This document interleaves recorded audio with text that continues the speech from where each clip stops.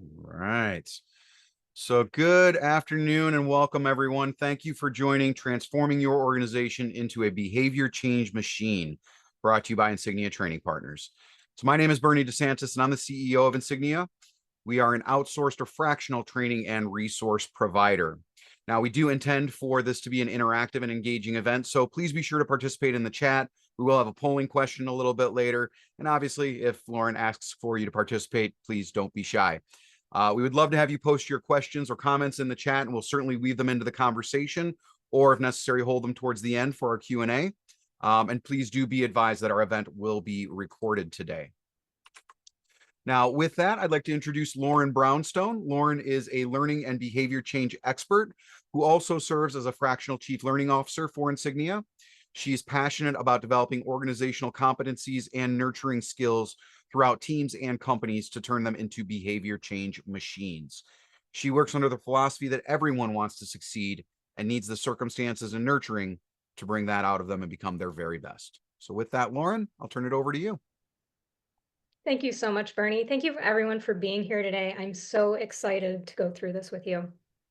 Behavior change machines are something I'm very passionate about. We truly want to bring out the best in everyone because that's how we get to the best performance for the business.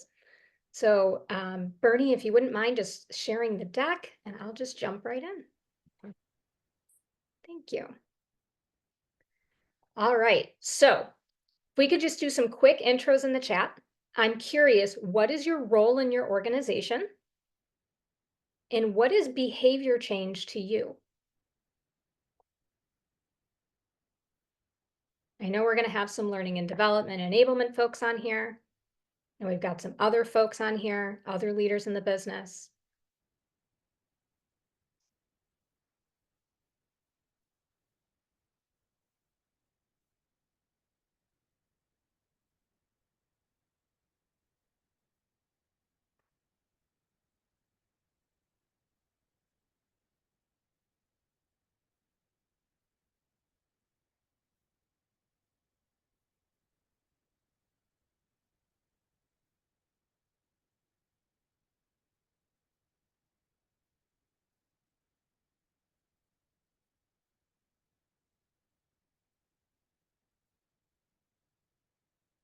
Wow. All right. So behavior change is very important to everyone here. Yeah. And insurance, business development for L&D. Yeah. Workforce transformation, coaching.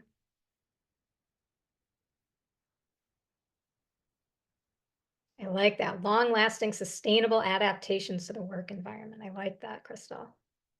Innovation coach. This is wonderful.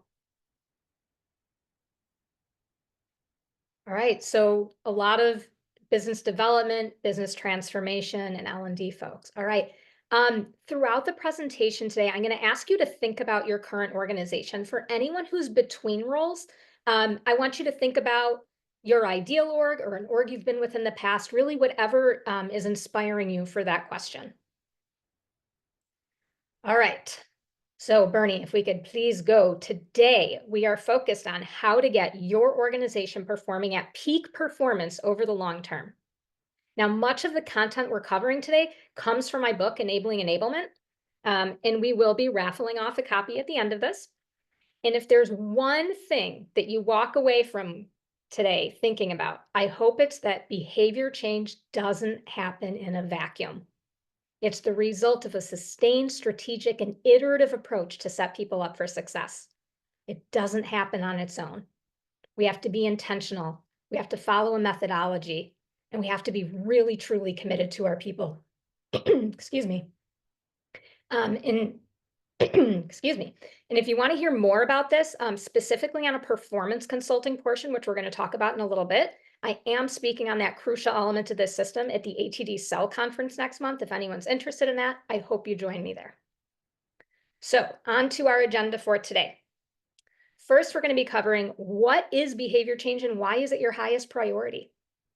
Then we're going to talk about why organizations struggle with it, how you can start by measuring it, and once you've started measuring it, then you're ready to start transforming into that behavior change machine. And we do that with this Bedrock Checklist of competencies, and we'll talk about that in a little bit. So Behavior change is your highest priority, right? It is the result of strategic enablement. Enablement is the function that bridges the current and future states. And to achieve our goals, we need everybody to be doing their part. So when we talk about behavior, here's the definition I want to use. Excuse me. It is the exhibition of a skill in the regular course of our work. So we have skills, maybe we can do them, but are we doing them at the right time in the right way, successfully? That is the behavior, exhibiting the skill in the regular course of one's duties. We can have a skill, but it doesn't mean we have the behavior. Like we could do something in the training and then we go back to our desks and we don't do it. They're different skills, learnings, and behaviors. All right. So whether it's getting people to do something new or do something different, we're talking about behavior change, something we need to see in the business behavior. So on to the next slide, please. With the amount and pace of change rapidly increasing, we know we need to skill, reskill, and upskill workers as quickly and effectively as possible. The rate of change is enormous and only increasing. I was just looking at stats this weekend. I forget the exact number, but the pace of change is over 100% a year, 200% a year increasing. And organizations have to keep up with this. Behavior change is central to any organization's ability to achieve its goals. So as more change happens, more behavior change is going to be required. And that's why it's our top priority. So now I've got a quick little poll for you. I'm curious, how high of a priority is behavior change in your organization right now?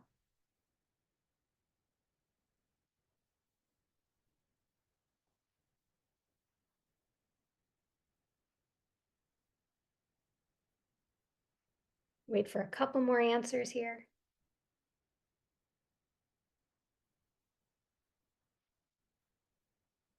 All right.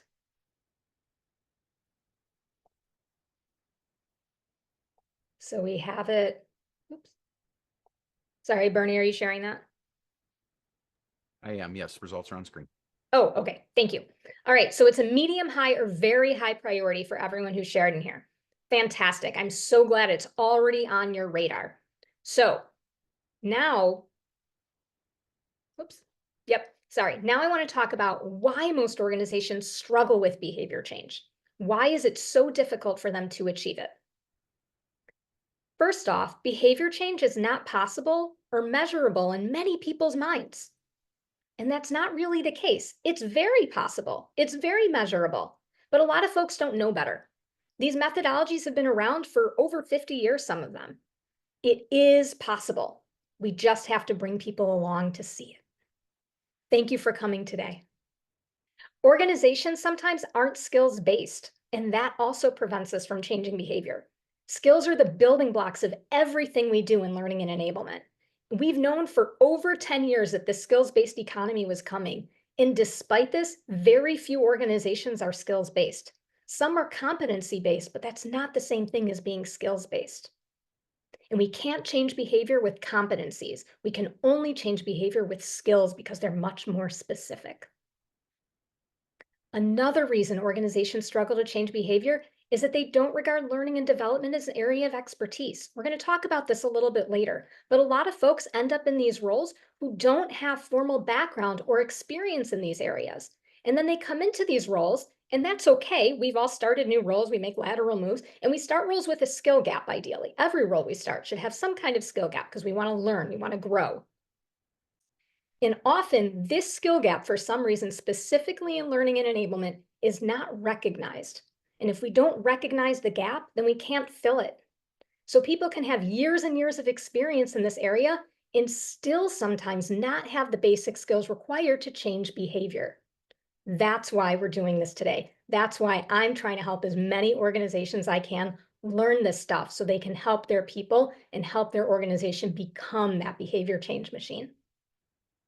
Now, along with that, few people ask for accountability.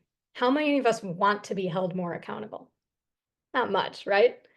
Measuring learning and behavior change is accountability because we're showing the efficacy of our learning and enablement functions.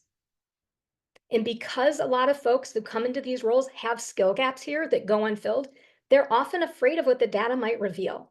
So what we want to do is we want to level up everybody in the organization because everybody has to be involved in making behavior change happen. This has to be a priority for everyone. It can't just be the learning teams. It also needs to be the C-suite, frontline leaders. Everyone's involved. Everyone's accountable for something here.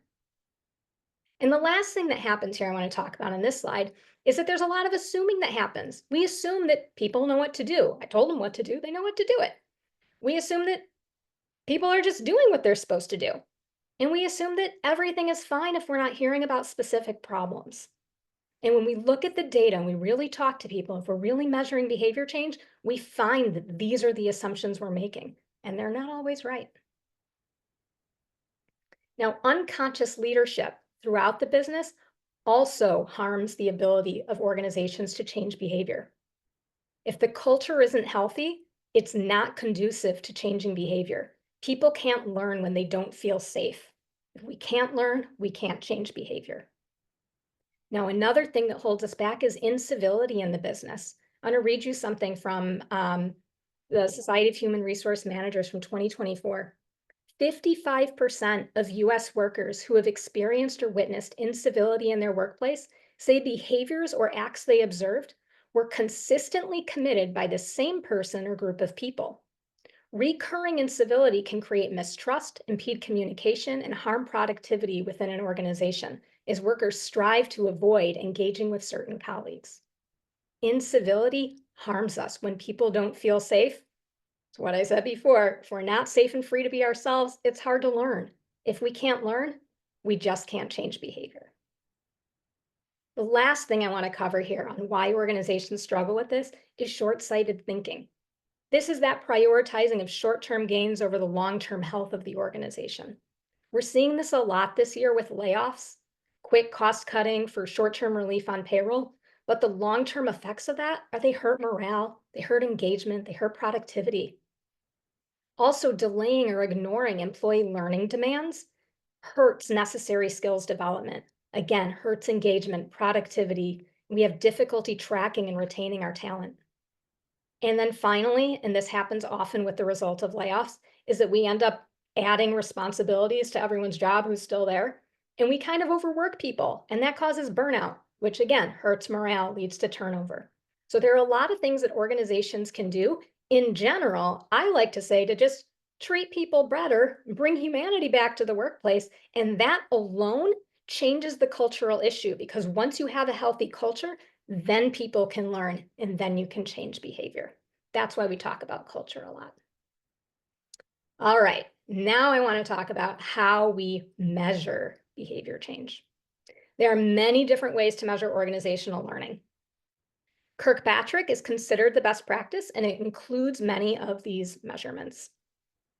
I think, yeah, thank you. So we have ROI, there are all these different measurements we can take. Every level here is a different measure that has different measures within it that we can take. Now, like other efforts in business, when used effectively, we really want to start with the end in mind. And over here, this is going to be the top of our pyramid, that return on investment potential. So as a learning leader, if a team brings to me, hey, we have this going on and this going on, we're going to focus on both and try to do it all. Well, can we successfully do it all right now? Do we have the ability in the business to convert that much behavior? Let's see what's going on. And one of the ways that we decide what we prioritize and what we can do is by really looking at that ROI potential.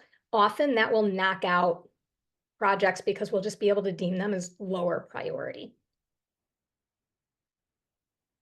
So we start with ROI potential, then we look at performance. This is our overall business objectives. And then we work backward, just like we do with everything else in business. If this is the goal we're trying to get to, what are the behaviors we need people to exhibit on their job?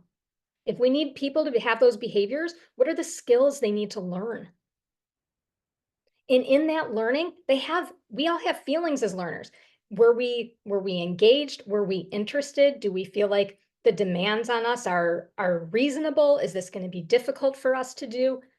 Is the learning environment conducive to learning? That's our reaction, how we feel about the learning. And then the effort number is something that often learning teams will it has to do with the effort that the learning team is doing. It has less to do with the business and the actual learner. That's like we trained 45 people in 17 new locations. So Kirkpatrick is specifically about the people. It's not about creating new products or processes. Maybe it could be selling or using new products or processes, but it's not about creating them. This is all about the people themselves and what the people need to be doing in the business. So here's some of what these measurements might look like. My book has specific examples on how to measure at each of these levels. So if you're looking for more, you can find that there. And you can see how these measurements inform each other at each of the levels. So for example, we know what an ROI looks like. Performance, we can say, you know, business achieved X, Y, or Z performance. Again, how many of the learners learned the thing in the training? If you didn't learn the skill, then you can't exhibit the behavior. Those are really, really, really critical, those two levels, learning and behavior. And then again, reaction and effort. So some examples of what those measurements look like. Now, my view on learning is on the learning level here is not the same as traditional Kirkpatrick. So I talk about a modified Kirkpatrick methodology. A lot of folks use Kirkpatrick and they say, what is your confidence level or your motivation level in using this new skill? But to me, and my background is in learning, the master's in teaching, if we don't learn something, we can't achieve the behavior. So the number one thing we have to measure at the learning level is if the skill was actually learned.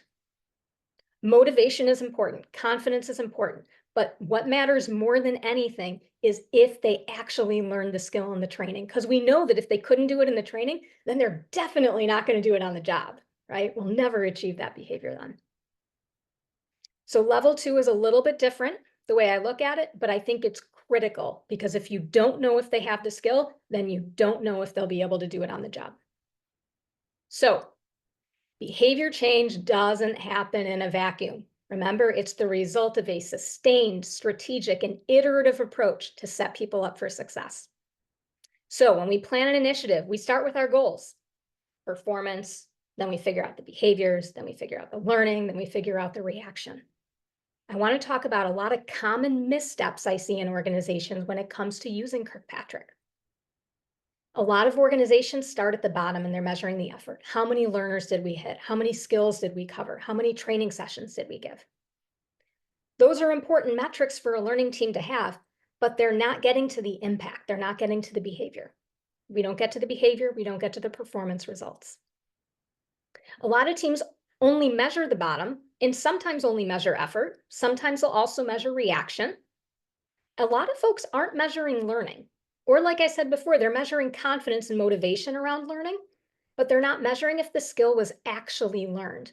So, you know, a lot of those assessments we take at the end of courses or e-learnings, multiple choice questions, if they're not assessing the actual skill we need to attain and only random information and factoids from the lesson, then we're not measuring the skill acquisition. We have to measure skill acquisition. I am drawing a very firm line under this one because it's super, super important that we measure actual learning. If we don't know learning, we can't get to behavior. So one of the big mistakes that learning teams use is they don't get those learning results. They don't get those measurements. And so they can't proactively improve behavior. Lots of teams just don't measure behavior. Lots of teams are not involved in any sort of performance consulting. We're going to talk about that in a little bit. A lot of folks think it's too hard or not possible to tie behavior to performance, but it is. A lot of folks think it's too hard or impossible to measure ROI. It can't be perfect, but we can definitely make very well-informed guess, I feel is like too weak of a word here, but we can make very, very, very well-informed suggestions for what the ROI potential is and then what the ROI actual that we actually achieve is. Some folks say that we should measure everything. And as much as I love measurement, if we're measuring everything, there's a lack of alignment. The data isn't useful. We have too much data. If we're measuring the right things, then it's all actionable. Ultimately, learning and enablement teams don't use Kirkpatrick sometimes, and then they struggle to advocate for the efficacy and resourcing of their functions because they can't see or celebrate their own successes. These learning teams, it's not that they're not being successful, we just don't know, the measurements aren't there. And if the measurements are there, we can't feel as good as we want to about our own work because we don't get to see the output. We don't get to see our successes. We don't get to celebrate it. And then we don't get to advocate for our teams within the business, grow our teams. So some teams are afraid of what they might find. And I want to encourage you to not be afraid of what you might find. Go in, start taking these measurements. It's okay. Only when we take these measurements can we actually improve them. So, if you wouldn't mind, now in the chat, I want to know, how are you currently measuring behavior change in your organization? And if you're not, that's okay. Put that in the chat. And what missteps might be happening in your organization when it comes to measuring behavior change?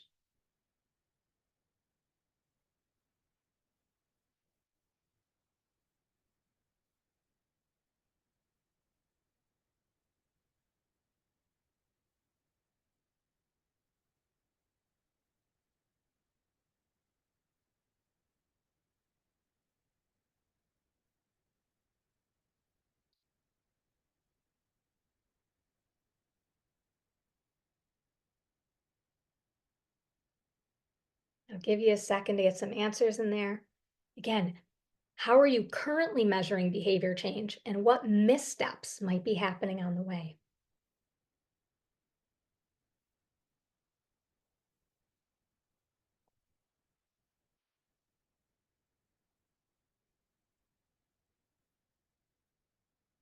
Here we go. All right. So Les shared not really monitoring. Yeah. And it's more of a talking point with managers. Yeah, we see that a lot. We see that a lot. It's something that we talk about, but it's not something that we're necessarily actively doing. Reactive. Ooh, I like that. Being reactive versus proactive when we're measuring and yes, yes. The visibility of data, that can be very challenging. Very challenging. And sometimes we can't get the exact measurements that we want, so we get a really, really, really close measurement.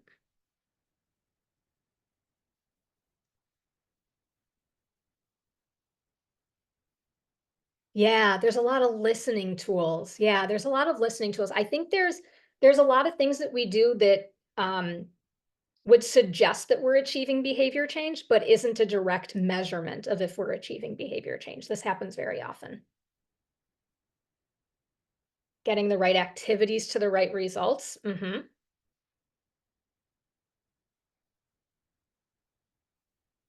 Yep. Assumptions and frustrations around those assumptions. Yeah. We're not blind to the assumptions that are being made because sometimes when we recognize that we're making them, we're immediately like, oh no, that's a problem. We shouldn't be doing that. But we have to recognize that we're doing it before we can change it. Tim says monitoring this in a centralized way. Yep. Not having standardized criteria and measurement throughout the business. That's a big one. Not measuring. Yeah. And we can do before and afters. Managers bringing up issues. Guys, these answers are fantastic. Misinterpretation, or misrepresentation of the behavior to fit an existing narrative. We see this a lot. I see this a lot, especially when we're taking measurements for the sake of them and not taking a specific measurement to measure a specific thing. That makes it easier to misinterpret and just fit the narrative that we're trying to sell. Absolutely. And results, yes. We can also miss out on results. Guys, this is an incredible list. This is a master class right here on the missteps that we're making. Well done. All right. So now I want to share with you how you can turn your organization into a behavior change machine. And the thing that's really crucial to this is this Bedrock checklist of behavior change competencies that Bernie just put in the chat. So I'll give you a couple seconds to download that.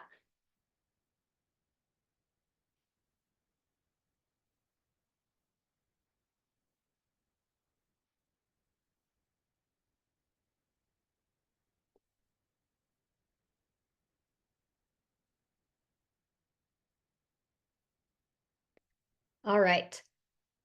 When we look at this Bedrock checklist for behavior change mastery, there's something I got to explain to you first.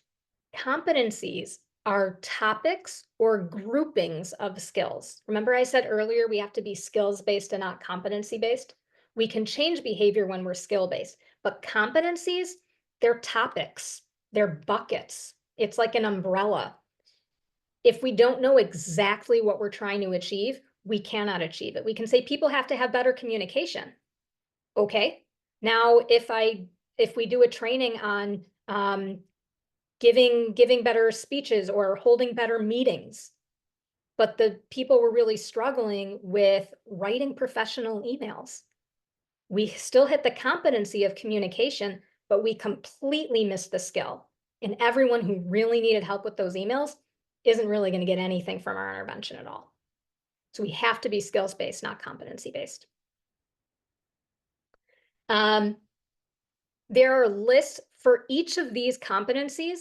When my team goes in and does a needs assessment, we have a list of skills and attributes that fall under every single one of these competencies that we use to assess exactly where an organization is at. And this checklist guides our needs assessment, and I encourage you to use it the same way. It guides the needs assessment. It guides your organization's unique behavior change mastery roadmap, training, coaching, performance consulting, and more. Now, I want to ask you, and feel free to come off mute for this because I really want to have a discussion. Do you notice any themes in the competencies?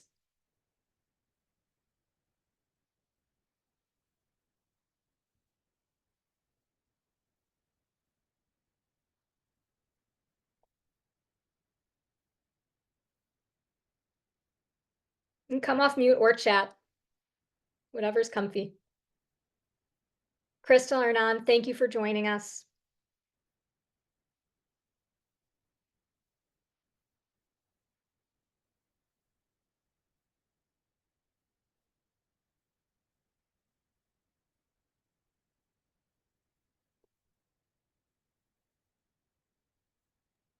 So Lauren, I noticed earlier that Brandy put in the chat company culture plays a role, and it got 2 100 signs and 2 hand claps from other folks in the chat. And then, coaching culture, learning culture. I feel like actually culture could be added to a lot of these. So one of the things I'm just noticing is how much there's a theme of culture emerging. Absolutely. The context in which we're trying to do all these things dramatically impacts our ability to do these things. Absolutely. Good call. And I'm trying to follow the chat, and I'm going to miss some stuff along the way just because I've got notes up too. So thank you for calling that out. Well, while you're thinking about themes, I'll ask you another question. Are there any competencies that jump out of you and make you just go, ooh, or aha? Can I address and apologize if I mess up your name? Is it Devorit? Vori, hey Brandy. Hi. I just wanted to jump in with that. I just feel as though I work for a company that is kind of unusual in how they approach our culture. And I think it definitely allows us to learn a lot more, even though we have a lot of weaknesses. And the 3 men that I work for that run our company are brothers, and they're the first to tell you, hey, we're not perfect, but let's work together on these things. And it just is very open, and you can bring ideas, or if we have frustrations, we just bring them. And then the other thing, I mean, usually you have like one head person and then you have people below them, but as them pretty much, the 3 that are the ones that are creating the culture, that I find extremely valuable is that they welcome feedback, but then they also will ask us all to collaborate and then figure out, like, especially when we're currently in a lot of new processes, like, this is the way it should go. Is there a better way? And they will start with the process, and then they will say, okay, so can we make it better?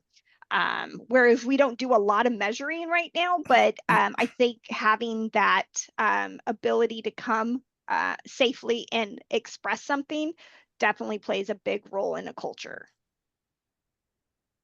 Absolutely. I think I hear you talking about a lot of things there, Branding. I'm hearing having a growth mindset and saying, hey, I think we can do better and I'm open to it. Leadership that is collaborative and encouraging collaboration among employees, encouraging creative thinking, out of the box thinking. Being super approachable, that senior leadership team sounds like it's very approachable and they try to be welcoming and open, encouraging open and honest feedback and communication. Yeah, those are all huge. I think if there's, I don't want to say do one thing to get behavior change, but if you do one thing for anything in your company, whether it is to bring the humanity back, to make the people happy or get the best performance and behavior change, it's to heal your culture. Culture is such an underlying piece of everything that really holds us back. Yeah, it's so important. It's also what propels us forward and makes us so successful. And Chaim, you have your hand up. Yes, you didn't mention one thing, that not every person learns in the same way. So there is a gap. Some people learn faster, some people learn in a totally different way, which is mean we have 4 ways that people learning. They are visual learner, which is the majority. They are auditory learner, which is different. So how you can fill the gap right there? Great question. So that level 2 learning that we are talking about, the measurements can be consistent, but the way that we actually deliver the training, the feedback, the job aid, the coaching, that actual learning needs to be diversified to meet the needs of all learners. You're exactly right. We can't just have a PowerPoint. We can't just be talking. We can't just have job aids. It's the melding of all these things, and especially the experiential piece. Because when you can create an experience, that's when we truly learn our best. Does that answer your question? In a way, some way, and there is now the result that people get. This is not the same from person to person. It's different. So now you have category. So when you have category, it's very hard to handle teamwork. So, and we're going to talk about performance consulting in a little bit. We need to create interventions diversified for all of the learners that we have. We have to differentiate instruction from the beginning. That's part of the plan. And then as we move to convert the learning numbers to actually achieve the behavior change, that's where we can get a little bit more personal. There's been research done that if you just have a training and you don't follow it up with anything, we achieve, we don't have time to put it in the chat, 22% behavior change. Can you imagine? 22% of people come out of training and actually do what they're supposed to do. But if you add other interventions on top of that, if you just add coaching on top of that, you get to almost 90%. In coaching, that's that highly individualistic piece. So to your point, it could be, do you need help with the job aid? Do you need me to explain this to you again? Do you need extra coaching on this? Do you just need a little extra time to practice? What is your individual specific gap for this specific skill? And so in that way, we can get hyper personal where we need to. If you have a good performance consultant, they're building around that. They're preparing the senior leadership as well as the frontline leaders to be able to plug in and provide whatever is needed. And Benoit, I see you have your hand up too. Yes, I have a complicated life because I'm French and English at the same time, and I have a life before that in academia. So yeah, complicated, but something that I think is related. In English, we use skill. In French, we use compétence, which is close to competency. So there's something about the use of words that could be problematic for me because I'm switching back and forth. And one of the projects that I used to work on in Canada is about 9 skills that are, something that we work on. And one of those skills is the one that I'm working on right now, which is innovation. And that's, I think, one of the toughest one to do. So creativity and innovation is one of those skills. There's problem solving, reading, digital, collaboration, adaptability, writing, numeracy, and communication. So those are, and I had to go back to not forget any one of those 9. But there's something about that creativity and innovation that within academia or workplace is always a little tougher to explain or to actually measure. And that's the one that I'm, too bad for me, working in. So there's something about this one that is more problematic for me. But I think, yeah, that's pretty much just eyeing. Okay. Yeah. Yeah. I will say that when I say focus on culture, because it kind of is the underlying thing to get everything that we're trying to accomplish, I think part of that is getting folks to think outside of the box. And so when you always are super directive and say, this is what you're supposed to do, and this is exactly how I want you to do it, you're not teaching people to think outside of the box. You're teaching them to think very, very narrowly. And when you need somebody to figure out a new process, or hey, we need to do this here. I bet other companies are doing this. Can you find out how other people are doing it? How would you solve it here? Do you start with 2 minutes of critical thinking about what's before you? Or do you immediately, and this is coming from leadership, because they'll say, go figure out how somebody else is doing it and bring it here. That really, really stymies innovation. It's teaching people to do the exact opposite of being creative and thinking outside of the box. And companies do this a lot. Literally tell your people, 2 minutes. I just want you to think about this. Blank screen, stare up at the ceiling, white sky, whatever you need. Just think about it. Then you can Google. Then you can go ask questions. Otherwise, we're always shoehorning someone else's solution into our problem, and it's usually not the best fit. Agreed. Thanks.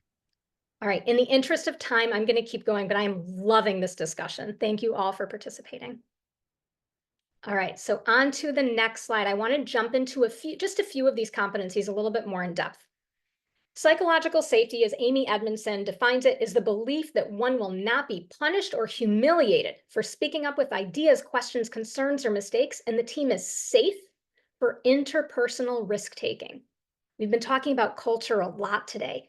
When it's safe to be vulnerable, authentic, bold, and challenging, that's when we can be creative. That's when we can learn.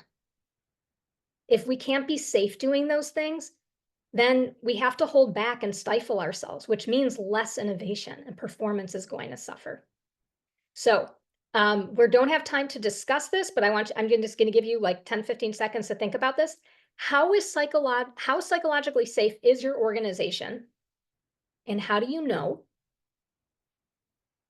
And is your organization actively working to improve psychological safety?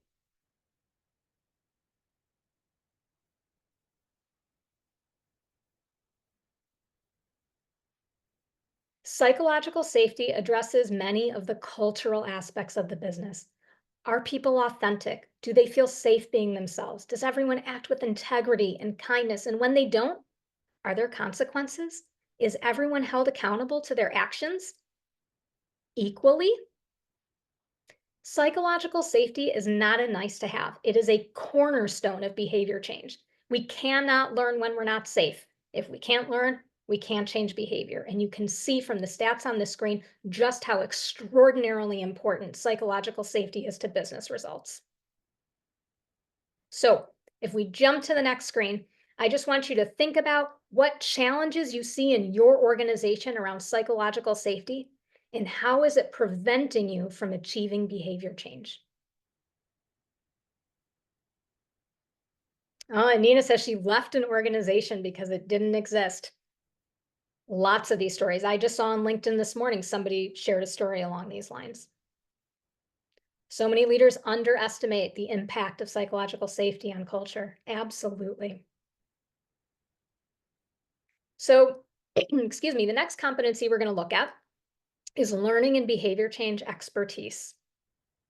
When teams have the skills they need, and right now I'm talking about those learning and enablement functions, when they have the skills they need, then they are set up for success. Your learning function is no different. So number one is professionally staffing your learning function. Now, often this doesn't happen, and I want to talk about a few reasons why.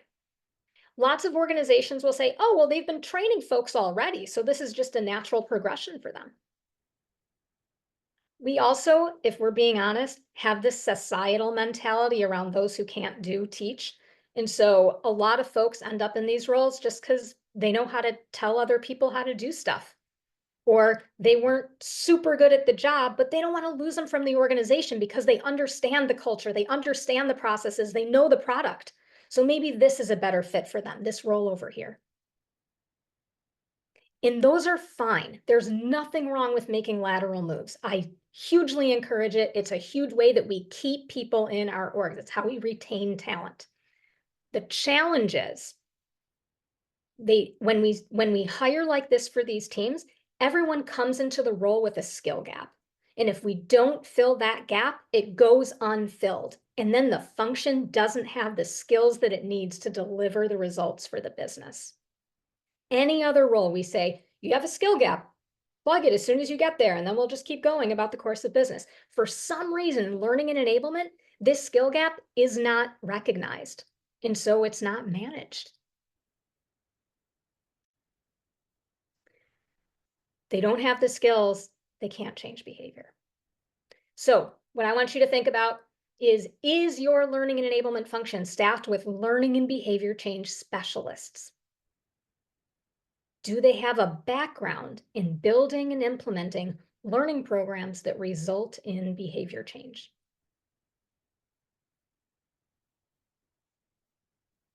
All right. Poor training and a lack of learning strategy are costly. We can see ineffective training is very expensive on this slide. Successful learning functions make for successful companies. High-performing companies are almost twice as likely as low-performing companies to say that their learning function helps them meet business goals. Harvard Business Review recently had a report that only about 25% of senior managers believe training is critical to business outcomes. People in the business are perfectly aware when their needs are not being met, when their people and they themselves are not obtaining the skills that they need. We think about behavior and behavior change. They're just saying, I don't have what I need.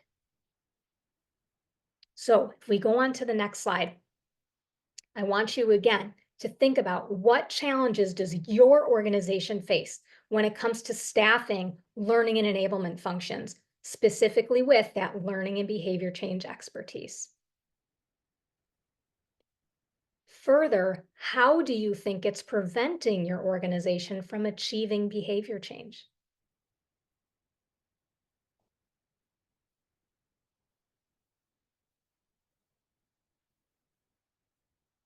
And again, just in the interest of time, I'm going to leave you with that to think about on your own. And we're going to move on to this next one here, which is performance consulting. Enablement is the function I defined in my book as the function that bridges the current and future states. It is the process of getting to the future state. Remember, this is what I'm speaking on next month at ATD Cell. Remember, you're welcome to join me. Does your organization engage in performance consulting? Does your organization just train people? What else are they doing to achieve behavior change? Very often when there's an initiative, training is only like 10% is a solution only about 10% of the time. What is all that other stuff that needs to be happening? And remember, research shows that training alone results in 22% behavior change. And we know that if only 22% of the people are doing the thing they're supposed to do, we are never going to achieve the results that we're looking for. So I hope that an aha you're having, if not in your current role in organization, but perhaps with a previous one, is that most learning orgs don't use performance consulting. And I think we're on the next slide, please. Most organizations have a training function. Maybe they'll have a coaching function, maybe more, but they're not using performance consulting. Learning organizations that do are highly aligned, strategic partners with the business, increasing the learning organization's ability to deliver value, contribute to the business, its goals, and ultimately its profitability. Performance consulting is among the most advanced skills in learning and development. However, my performance consulting method is simple and ready for any member of the business to learn and run with it. Excuse me, even without a background in learning and development. So On the next slide, there's a couple of questions here again. Excuse me, I want you to think about, excuse me. What challenges does your organization face when it comes to performance consulting? And how might it be preventing you from achieving behavior change?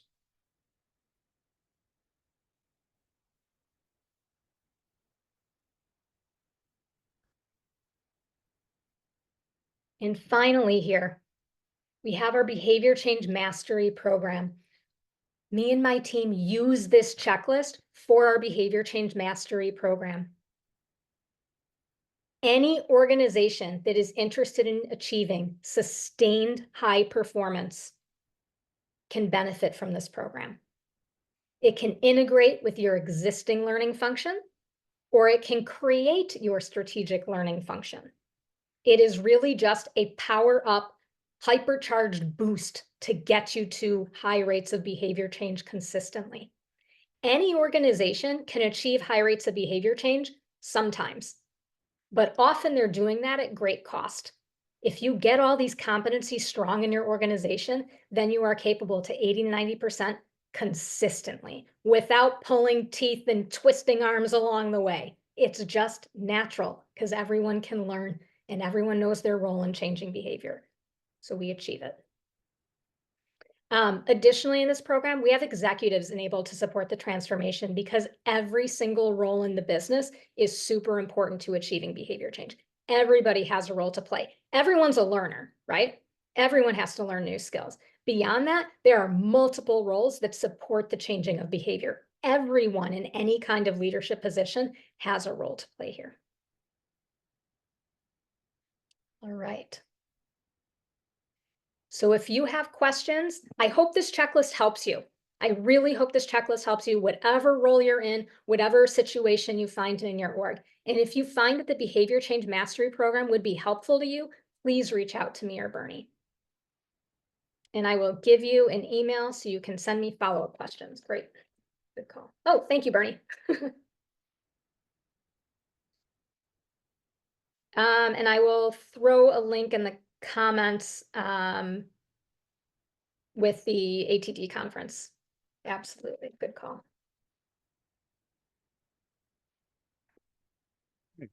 Would love to open it up to any questions or comments anyone has. We'll also accept angry outbursts if that's, you know, what's on your mind.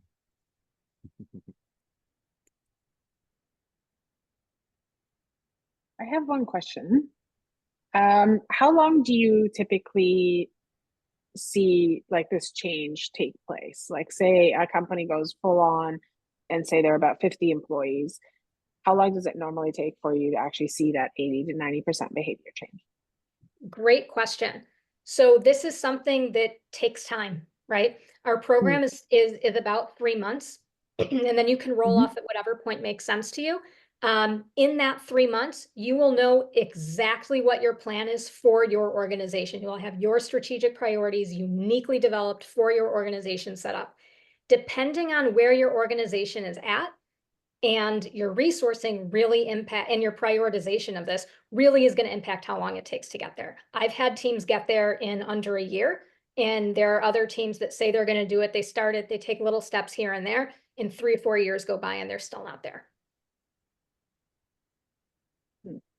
If it's a priority, it's very doable. I would say even with super low scores on every single competency, if an organization is committed to this, it can get there within a year or 2.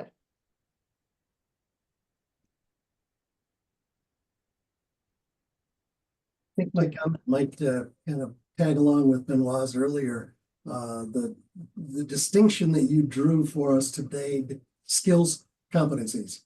Thank you, because it's very easy to confuse the two from a layman's perspective. No, you're welcome. Yes, Nina.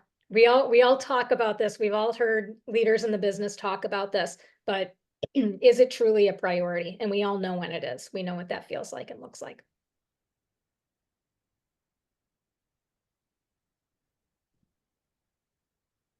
Thank you, Dvory. Carl.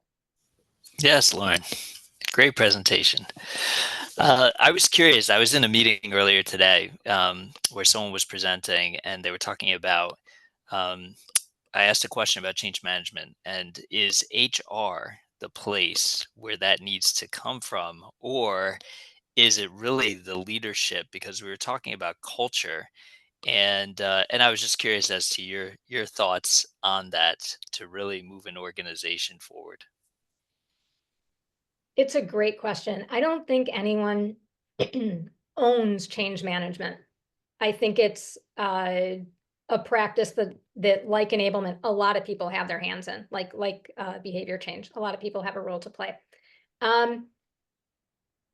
Learning teams in general started in HR. And it's funny because now they've made their way to the operational side of the business. And those are the ones that seem to get priority and funding now. And we can talk about why that is. But not here, not today. I think that it's HR is good at serving the whole organization with some things. And then I think a reason that a lot of these operationalized learning teams and enablement teams are used more is because they're closer to the business. An HR team can create an onboarding program or an orientation for everybody. But if it's specific to the exact things you need to do for your job, and you have 40 different roles and you have 800 people in the company, that's a lot for HR. That's a lot. And often HR is not resourced enough to do that. For some reason, it is easier to get the resources on the operational side of the business.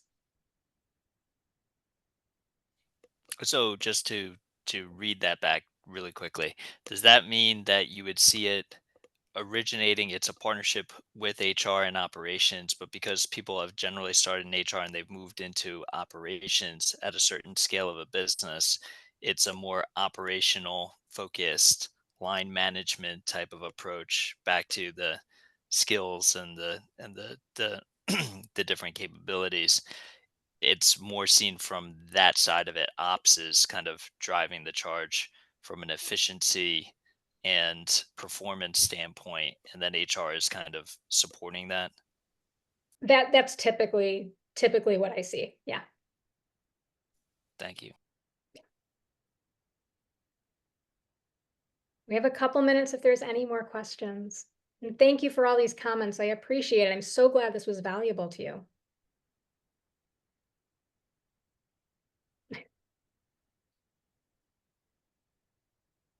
Yeah, you're not wrong there, Benoit. Not wrong at all. Funny because it's so true. Indeed. Awesome. Well, if we don't have any additional comments or questions, we'll go ahead and give you 4 minutes back in your day. We absolutely appreciate everyone joining today and for your participation. We'll certainly be circling back, providing the recording as well as the participants guide and the behavior change document as well. Don't hesitate to reach out to Lauren or I if we can support you in your learning and enablement and behavior change needs.